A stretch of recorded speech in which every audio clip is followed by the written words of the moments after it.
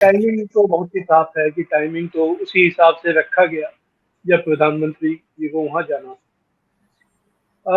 देखिए, अभी जब प्राइम मिनिस्टर गए थे अमेरिका, तो उस समय भी दो चीजें वहां देखने को मिली। एक तो वहाँ की जो सरकार है, राष्ट्रपति बाइडेन, और उनका जो एडमिनिस्ट्रेशन है, और वहाँ का जो पार्लियामेंट, कांग्रेस जो है, जिसको वहाँ कांग्रेस कहा जाता है, उन्होंने तो प्रधानमंत्री के स्वागत में अपने पलक पावड़े बिछाए, आउट ऑफ द वे जितना ज्यादा भी हो।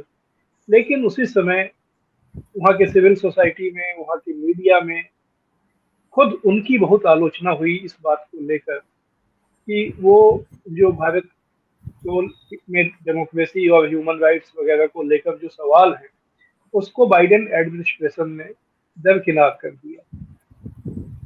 तो वहां पर ये सवाल उस समय काफी उठा और काफी चर्चा हुई। अंत में वहां पर माहौल इतना ज्यादा, बाइडेन, खुद बाइडेन का जो सपोर्टर मीडिया है डेमोक्रेटिक पार्टी का, और उनका जो उनकी ही पार्टी के कई बड़े नाम सांसद, ये एलेक्जेंड्रिया ओकासियो कोर्टेज से लेकर प्रमिला जयपाल, और करीब 70 सांसदों ने तो कहा कि वो प्रधानमंत्री के भाषण का बहिष्कार। जी। तो अंत में बाइडेन के बचाव में ओबामा को आना पड़ा, जो खुद former prime minister Barack Obama है, और उन्होंने आकर स्थिति को कुछ संभालने की कोशिश की, भारत की आलोचना करके। और अब हम लोग यह देख रहे हैं कि जब प्रधानमंत्री वहां गए हैं, तो एक तरफ तो फ्रांस की सरकार ने उनको जो अपने सबसे विशेष मौके पर मुख्य अतिथि बनाया है, जो बातचीत दे हैं। लेकिन यह देखने को आ रहा है कि वहाँ भी जो यूरोपीय संसद है, उसमें ये प्रस्ताव लाया गया, और वहाँ के मीडिया में भी, यूरोप का जो मीडिया है उसमें भारत सरकार की आज की कई बातों को लेकर वहाँ पे आलोचना हो रही है। देखिए, यूरोपीय संसद एक रिकमेंडेटरी बॉडी है, उसको उसके पास कोई अधिकार नहीं है। यूरोपीय जो देश यूरोपियन यूनियन में शामिल है, 27 देश, उन देशों से उनकी आबादी के अनुपात में इसमें सांसद चुने जाते हैं। और ये लोग इनका एक मोरल ऑथोरिटी है, नैतिक एक नैतिक शक्ति है इनके पास में, लेकिन इनके पास कोई प्रशासनिक या कोई ऑफिशियल इनके पास पावर नहीं है। तो इनका जो रिजोल्यूशन होता है, वो एक तरह का आप कह सकते हैं कि एक मोरल उससे दबाव बनता है, लेकिन उससे व्यवहार में कोई फर्क नहीं पड़ता है। लेकिन इसके इसके बावजूद मोरल फर्क तो पड़ता है। वो जो वहाँ पे बातें कही जाती हैं, जो चर्चा होती है, वो मीडिया में छपता है। तो यह जो रिजोल्यूशन मणिपुर को लेकर लाया गया, अगर चूंकि कल उसके बहुत सारे वहाँ पे सांसदों ने जो भाषण दिए, वो अब सोशल मीडिया पर आ चुके हैं, और रिजोल्यूशन में खुद जो बातें कही गई, तो आपने बिल्कुल ठीक कहा कि मणिपुर को तो उसमें एक रेफरेंस पॉइंट बनाया गया जहां से बात शुरू की गई। लेकिन उसके बाद उसमें भारत में अल्पसंख्यकों पर जो कथित अत्याचार हो रहे हैं, डेमोक्रेसी का जो गला घोटा जा रहा है, ह्यूमन राइट्स की जो स्थितियां हैं, ये सारी बातें वहाँ कही।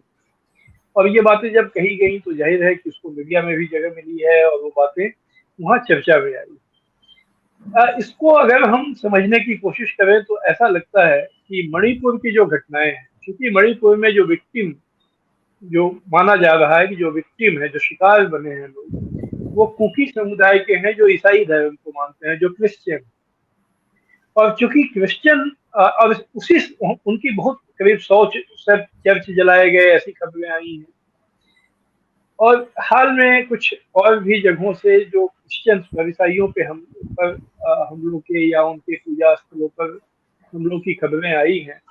इससे ये लगता है कि अमेरिका और यूरोप का जो वहाँ पर एक बहुत पावरफुल लॉबी है, क्रिश्चियन लॉबी, उस क्रिश्चियन लॉबी ने अब भारत के खिलाफ, भारत सरकार के खिलाफ वहाँ माहौल बनाना शुरू कर दिया है।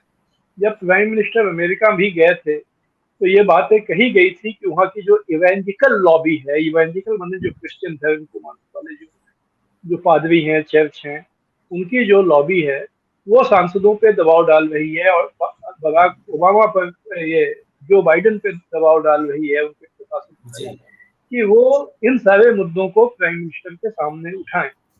तो ऐसा लगता है कि जब तक मामला मुस्लिम कम्युनिटी पर, ये धारणा थी कि मुस्लिम कम्युनिटी के ऊपर हमले हो रहे हैं या उनके साथ न्याय नहीं हो रहा है, तब तक पश्चिमी देशों ने उसकी ज्यादा फिक्र नहीं।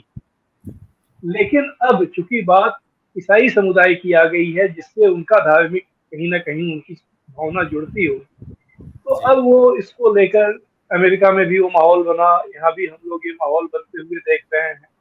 ये एक इसकी वजह हो सकती है। एक चीज आप गौर कीजिए कि जब जी।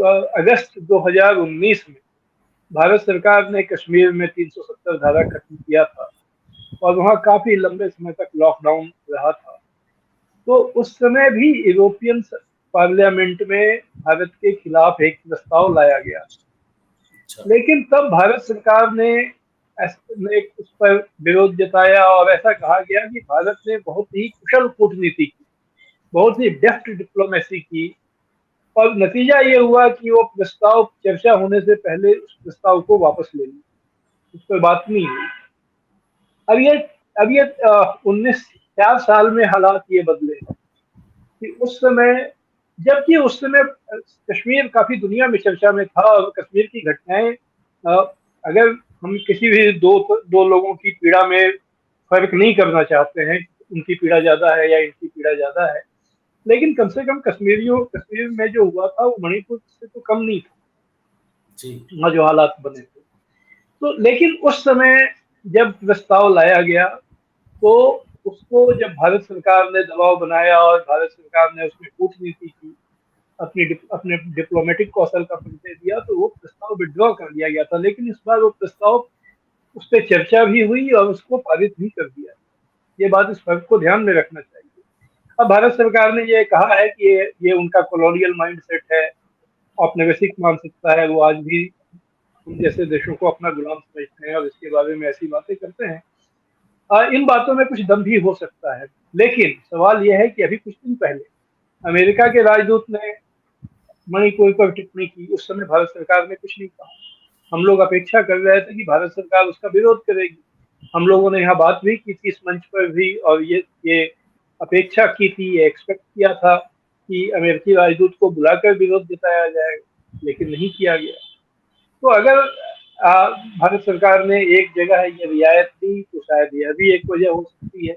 लेकिन कुल मिलाकर यह है कि उससे भारत के लिए थोड़ी मुश्किलें तो नहीं बढ़ी, मुश्किलें तो खैर क्या बढ़ी हैं ये कहना बहुत डिफिकल्ट है, लेकिन एक मोरल प्रेशर जो होता है, जो एक नैतिक दबाव होता है, वो नैतिक दबाव डालने की कोशिश की, और उसका आने वाले समय में क्या उसका इम्प्लीकेशन होगा, नतीजा होगा, ये अभी हम लोग को लिए देखने की बात है।